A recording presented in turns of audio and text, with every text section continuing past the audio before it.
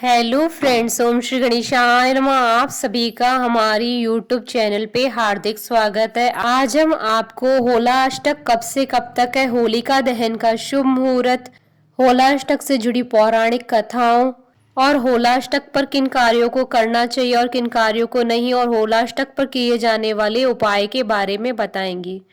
फाल्गुन मास की अष्टमी से लेकर पूर्णिमा तिथि तक होलाअष्टक माना जाता है। होलाअष्टक होलिका दहन से पहले के 8 दिनों को कहा जाता है। इस साल होलाअष्टक 21 मार्च से प्रारंभ होंगे, जो कि 28 मार्च तक यानी होलिका दहन तक रहेंगे। 28 मार्च को होलिका दहन के बाद अगले दिन 29 मार्च को धुलंडी का पर्व मनाया जाएगा। होलाअष्टक के दौरान 8 दिनों तक कोई भी मांगलिक कार्य नहीं किए जाते हैं। इस दौरान मांगलिक कार्य वर्जित होते हैं।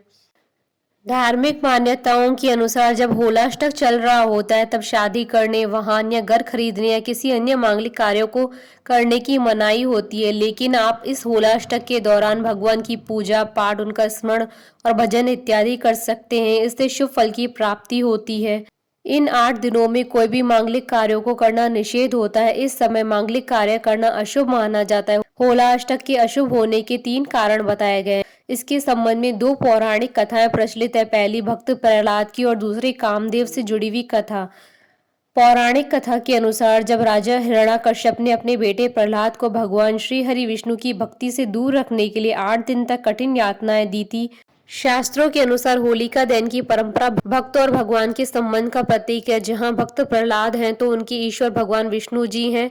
प्रहलाद जन्म से ही ब्रह्म ज्ञानी थे और हर पल भगवत भक्ति में लीन रहते थे। भक्ति मार्ग के इस चरम सोपान को प्राप्त कर लेने के बाद प्राणी परमात्मा को प्राप्त कर लेता है। प्रहलाद भी इसी चरम पर पहुंच गए थे जिनका उनके पिता हिरण्याकश्यप ने अति विरोध किया। किंतु जब प्रहलाद को नारायण भक्ति से विमुख करने के लिए उनके सभी उपाय निष्फल होने लगे तो प्रहलाद को फाल्गुन शुक्ल अष्टमी तिथि को बंदी बना लिया गया और मृत्यु हेतु तरह तरह की यातनाएं देने लगे। किंतु प्रहलाद विचलित नहीं हुए। इस दिन से प्रतिदिन प्रहलाद पर मृत्यु देने के लिए अनेक उपाय किए जाने लगे, किंतु ईश्वर भक्ति में लीन होने के कारण प्रहलाद हमेशा जीवित बच जाते। इसी प्रकार 7 दिन बीत गए। 8वें दिन अपने भाई हिरण्यकश्यप की परेशानी देख उनकी बहन होलिका, जिसे ब्रह्मा जी द्वारा अग्नि से न जलने का वरदान प्राप्त था, ने प्रहलाद को अपनी गोद में लेकर अग्नि में भस्म करने का प्रस्ताव रखा, जिसे हिरण्यकश्यप ने स्वीकार कर लिया। परिणाम स्वरूप होलिका जैसे ही अपने भतीजे प्रहलाद को गोद में लेकर जलती हुई आग में बैठी, वह स्वयं जलने लगी और प्रहलाद पुनः जीवित बच गए, क्योंकि उनके लिए अग्निदेव शीतल हो गए थे। तभी से भक्ति पर आघात हो रहे इन 8 दिनों को होलाअष्टक के रूप में मनाया जाता है। भक्ति पर जिस जिस तिथि वार को आघात होता उस दिन और तिथियों के स्वामी भी हिरण्यकश्यप से क्रोधित हो उग्र हो गए थे। इसलिए इन 8 दिनों में क्रमशः अष्टमी को चंद्रमा, नवमी को सूर्य, दशमी को शनि, एकादशी को शुक्र, द्वादशी को गुरु, त्रयोदशी को बुध और चतुर्दशी को मंगल तथा पूर्णिमा को राहु उग्र रूप लिए माने जाते हैं। तभी से इन दिनों विवाह, नामकरण, विद्या आरंभ, गृह प्रवेश व निर्माण कार्य अनुष्ठान आदि अशुभ माने जाते हैं।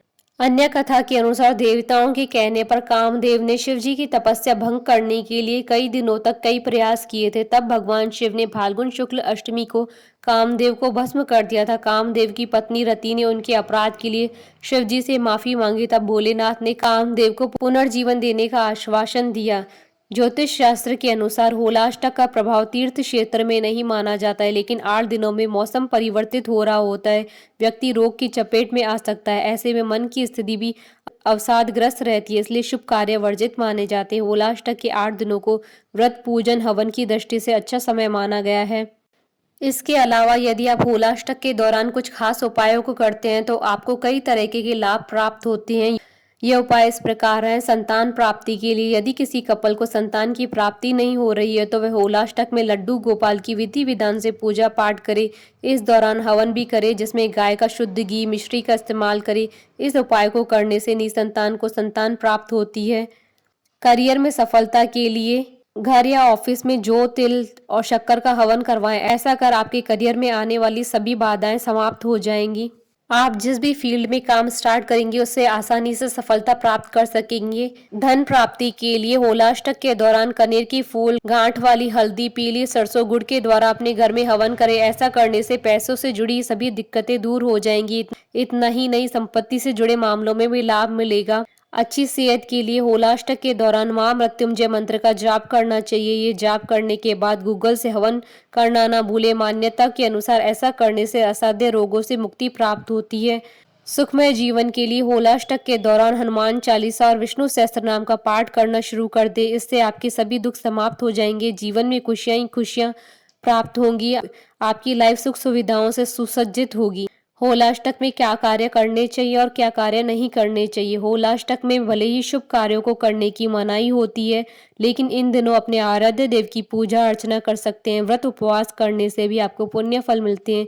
इन दिनों धर्म कर्म के कार्य, वस्त्र, अनाज अपनी इच्छा व सामर्थ्य के अनुसार जरूरतमंदों को धन का दान करने से भी आपको लाभ मिल सकता है।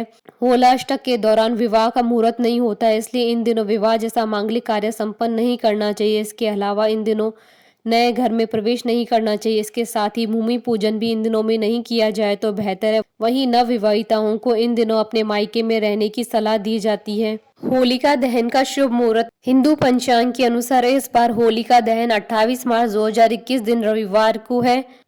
होलिका दहन का शुभ मुहूर्त शाम 6:37 से रात्रि 8:56 तक रहेगा और इस दिन भद्रा सुबह 10:13 से सुबह 11:16 रहेगी और भद्रा मुख में सुबह 11:16 से दोपहर 1 बजे तक रहेगी। पूर्णिमा तिथि प्रारंभ होगी 28 मार्च 2021 को सुबह 3:27 पर और पूर्णिमा तिथि का समापन होगा अगले दिन 29 मार्च 2021 को सुबह 12:17 पर। आशा करती हूँ कि आपको ये वीडियो पसंद आया होगा, तो आप इस वीडियो को अधिक से अधिक लाइक और शेयर कीजिएगा ताकि सभी भक्तों को इस वीडियो का लाभ प्राप्त हो सके। आप हमारे चैनल को सब्सक्राइब जरूर कीजिएगा अगर अब तक नहीं किया है तो, ताकि आप और हम कनेक्टेड रहें। साथ ही प्रेस करना ना भूलिएगा बेल आइकन को, जिससे नए वीडियो से रिलेटेड नोटिफिकेशन आपको तुरंत प्राप्त हो सके। ओम श्री गणेशाय नमः।